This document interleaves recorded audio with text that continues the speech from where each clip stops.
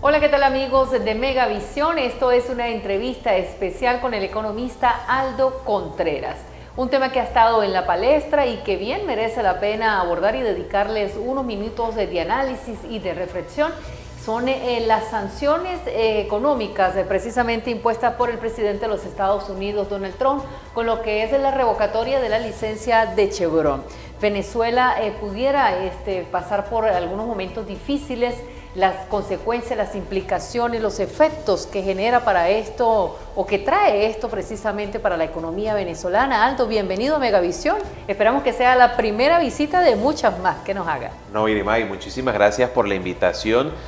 Y he dicho en los últimos días que de verdad nunca había sido tan interesante o analizar lo que sucede no solamente con Venezuela, producto de las sanciones que acaban de reiniciarse, sino todo lo que está aconteciendo desde el 20 de enero con la elección del presidente Donald Trump, con el ascenso al poder, su 47ª presidencia, el tema con Ucrania, el tema de los aranceles. Ayer, por ejemplo, sucedía con Europa unos aranceles del 200%, le imponía a Estados Unidos a Europa de sus bebidas alcohólicas.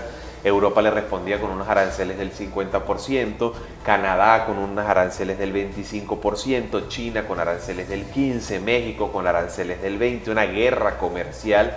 Y todo lo que está sucediendo en la economía global, en los mercados. Ha perdido, solamente Tesla perdió el lunes, que fue un lunes rojo, cerca de 400 millones de dólares, cayeron sus acciones, más de 4 billones de dólares se han perdido en los últimos días en el mercado de valores.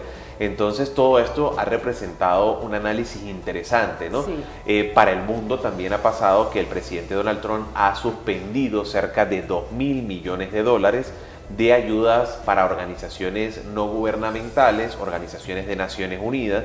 Eso ha traído también el despido masivo de muchas personas a nivel global.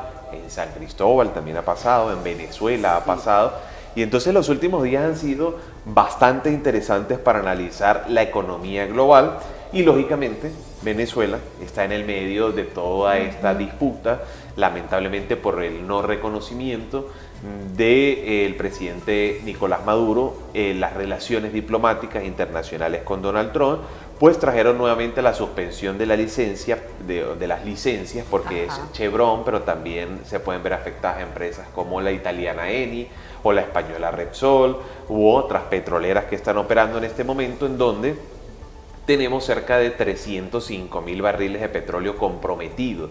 Esto implica para la República cerca de 5.000 millones de dólares, aproximadamente entre 5.000 y 5.700 millones de dólares que pudieran dejar de entrar a las arcas del Estado, ¿no? Muchos preguntan, Aldo, pero al final el año pasado o el año antepasado había entrado toda esa plata y no habíamos visto mejoría en los salarios o en los servicios públicos. Sí es así, pero hay que entender que hay dos variables macroeconómicas, principalmente la inflación y la devaluación, o lo que comúnmente la gente conoce como la devaluación del tipo de cambio del dólar. No es el nombre técnico, pero es como la gente lo conoce. Para que nos entiendan. Exactamente. Que sí se van a ver y se van a impactar. Cuatro cosas se van a ver impactadas en los próximos días, lamentablemente, para la calidad de vida del ciudadano. Una va a ser el abastecimiento de combustible. Lo vamos a sentir en el abastecimiento de combustible, en las colas de gasolina, porque... O sea, ¿vuelven las colas de gasolina? Lamentablemente sí, en los próximos días. Digamos, la razón para que no vuelvan es que el Estado venezolano logre unas alianzas para operar esos taladros o esos 300 o 400 mil barriles por día que estaban operando estas empresas, con filiales rusas, chinas o turcas, que es a quienes se le está ofreciendo. Pero recordemos que en un viaje de Nicolás Maduro a China, con el presidente Xi Jinping, no se acordó nada, porque lamentablemente en ese momento el presidente Xi Jinping le pidió a Venezuela transparencia en el manejo de las cuentas de PDVSA. Eso trajo consigo una investigación que detonó en la salida del ministro de Petróleo, Tarek El Aissami, por la sustracción de 23.000 millones de dólares. Entonces no sabemos si en este momento actual, digamos, las relaciones económicas puedan hacer la transparencia de PDVSA, que estas empresas se vean motivadas a traer sus recursos aquí. Por ello, estaríamos viendo impactado el abastecimiento de combustible, el abastecimiento de gas para cocinar, estaríamos viendo alta inflación, estamos proyectando una inflación que pueda cerrar el año entre un 120 y un 140%. Dios mío. Y también el tipo de cambio, es decir, la cantidad de bolívares que se entregan por $1 pudiera verse muy afectado. Estamos hablando que el mes inmediatamente anterior tuvo una inflación de cerca del 12.8%. Y esto traería consigo que pudiéramos tener un tipo de cambio en un escenario muy pesimista de 200 bolívares por dólar al cierre del 2025 y en un escenario optimista de unos 120 bolívares por dólar. Todo dependerá de lo que el Estado pueda hacer para que la economía pueda equilibrarse, pueda crecer. Y sobre todo, ya había dicho el Fondo Monetario Internacional que esta economía podía cerrar en el 2025 en 109.000 millones de dólares. Sin embargo, claro, esto es 70% menos de lo que fue hace 10 años. Para entender, nosotros fuimos la economía más grande de la región y hoy estamos del tamaño de Bolivia, ¿no? De apenas 100.000 o 105.000 millones de bolívares cuando tuvimos 460.000. O sea, uno de los últimos puestos. Estamos en los últimos puestos de la región, lamentablemente. Nuestro Producto Interno Bruto per cápita hace 10, 11 años fue de 15.500 dólares. Hoy o este año puede cerrar en apenas 3.000 o 3.500 dólares per cápita. Eso hace que hayamos perdido en 10 años 12.000 dólares per cápita por persona. Entonces la situación pues es en una economía que tiene todavía dificultades, que es una economía pequeña, que es una economía cerrada. Las sanciones afectan al gobierno, pero sí también afectan a todos los ciudadanos. Al ciudadano de a pie. Ajá. Llevamos dos. ¿La tercera cuál es? Sí, bueno, no, ya mencionaba las cuatro, ¿no? Gasolina, gas, inflación y tipo de cambio. Eso lo va a ver afectado al ciudadano, quien tal vez de algún modo cree que las sanciones le van a afectar a PDVSA, pero a solo mí ahí, no. Al gobierno. O solo al tren ejecutivo, no van a afectar a los ciudadanos también, porque cuando yo tengo que durar 6 u 8 horas en una cola de gasolina o cuando no hay gasolina, se ve afectado la economía en un país en donde todo se mueve, digamos, por carro, en donde todo se mueve utilizando gasoil, por ejemplo, para poder, o diésel, para poder mover los transportes y las cargas. Entonces, esto lamentablemente afecta al gobierno, pero también nos afecta a nosotros y nos da una perspectiva de una caída de recursos importante. Cuando Chevron llegó al país, Venezuela producía cerca de 550.000 barriles de petróleo al día. Chevron no ha salido, debe salir la otra semana. Estamos cerca de aproximadamente 1.050.000 barriles de petróleo al día. Eso implicó casi duplicar la producción de los 6 taladros que tenía Venezuela. Tenía solo 2 operativos, ahora mismo tenemos 4 operativos. O sea, por cuenta propia es imposible. Por cuenta propia es muy difícil, no se hicieron las inversiones y las reinversiones que se debían haber hecho cuando la República tuvo ingresos por 900.000 millones de dólares. O sea que la situación de la energía eléctrica, decía el gobernador de Táchira hace poco que es debido a las sanciones. ¿Esto es cierto o es falta de mantenimiento? Lo que está allí abordando. De algún modo, digamos, el bloqueo de la Asamblea Nacional del 2015 que mencionaba el gobernador de la CAF por 320 millones de dólares, tal vez fue un tema político. Luego las sanciones en el 2018 incrementaron el problema, el país cayó en su producción de petróleo, pero lo que ha sido, por ejemplo, el año 2020, el 2021, post pandemia, vamos a hablar, por ejemplo, del año pasado solamente, del 2024. En el 2024, si una economía duplica su producción petrolera, pasando de 500.000 a 1 millón de barriles nuevos, tiene entre 5.000 y 7.000 millones de dólares que ingresan a las arcas del Estado. Luego, la recaudación tributaria, es decir, todo lo que entra por el CENIAT, pasó en el 2023 de 6.000 millones de dólares al 2024 duplicó 12.000 millones de dólares. Entonces, si contamos 6.000 millones de dólares nuevos aquí, más 7.000 millones de dólares nuevos por petróleo, son 13.000 millones de dólares. Y estamos hablando que no hemos podido recuperar el sistema eléctrico porque nos bloquearon 320 millones de dólares. Pero es que 320 millones de dólares está aquí y 13.000 millones de dólares está muy arriba. Entonces hay que entender que lamentablemente sí se ha podido recuperar el sistema eléctrico, sí han habido los recursos, sobre todo el año pasado. El año pasado tuvimos un impuesto nuevo, que fue el impuesto a la ley de pensiones, y hay una recaudación importante en donde sí se puede invertir en el sistema eléctrico, pero lamentablemente deja de hacerse. También, por ejemplo, el propio Elon Musk decía que la próxima crisis global es de energía eléctrica.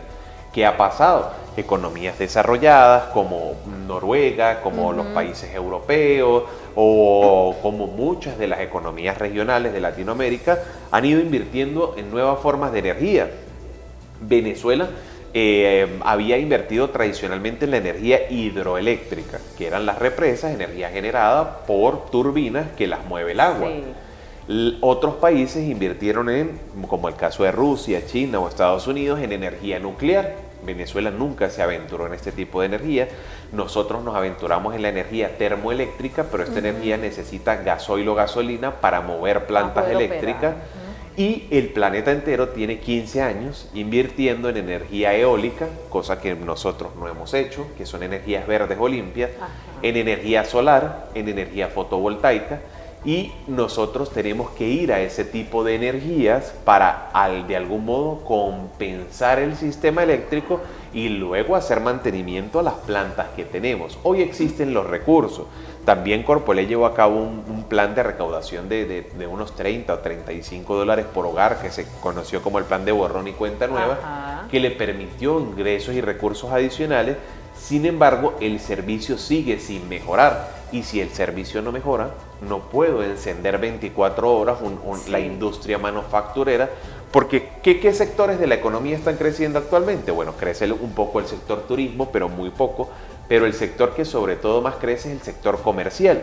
Y por eso vemos más panaderías, más emprendimientos, bodegones, lo que se llama así. Ahora, las implicaciones de estas sanciones para la inversión extranjera, que pudiera ser una alternativa para salir a flote, ¿cómo la ve? ¿Cómo se interpreta en medio de todo esto? Es muy difícil porque, digamos, las sanciones que se presentan en la OFAC dicen que todas las empresas que negocien con el gobierno de Venezuela, su sistema financiero mundial, si tienen filiales mundiales, va a ser sancionado.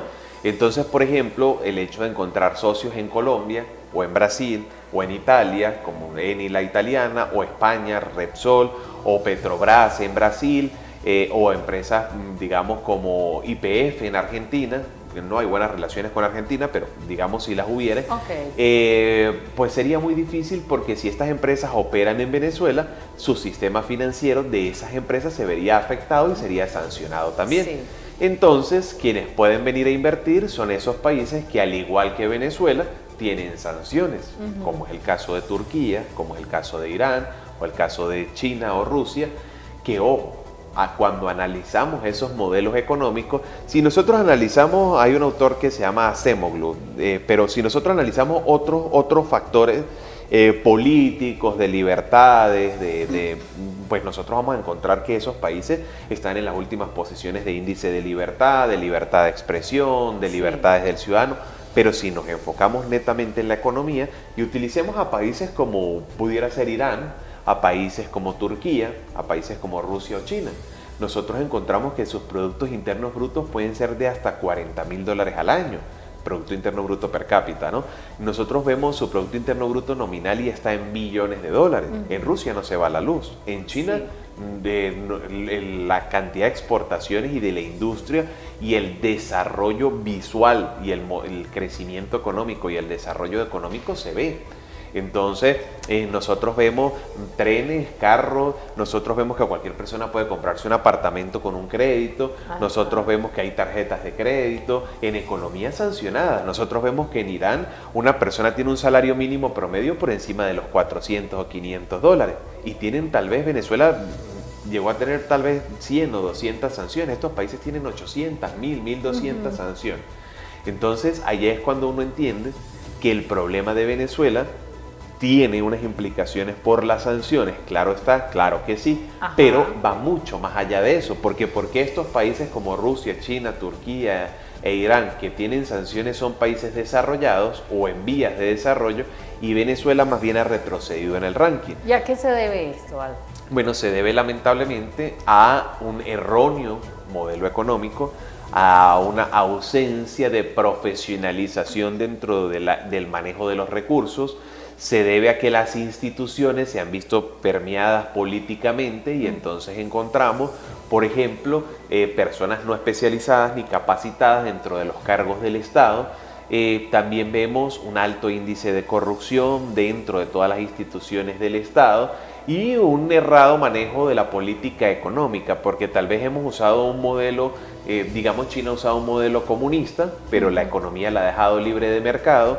Rusia ha utilizado un modelo comunista, pero su economía es de libre mercado, o ellos lo llaman tal vez un capitalismo de Estado, pero en Venezuela lo que ha pasado es que se han hecho más monopolios, más oligopolios, ha sido más difícil lograr abrir la economía, no hemos logrado diversificar el aparato productivo, seguimos en el sector primario y bueno, Irimay, hemos visto sectores que han sido altamente afectados, como por ejemplo el sector manufactura, que sin energía eléctrica no puede operar, el sector construcción, que ha caído más del 90%, hemos visto otros sectores como el sector agrícola que han quedado, por ejemplo, el caso de China y el caso de Rusia o el caso de otros países, nosotros vemos que, por ejemplo, el riego de los cultivos hoy se hace con drones, nosotros todavía seguimos usando mulas, ¿ok?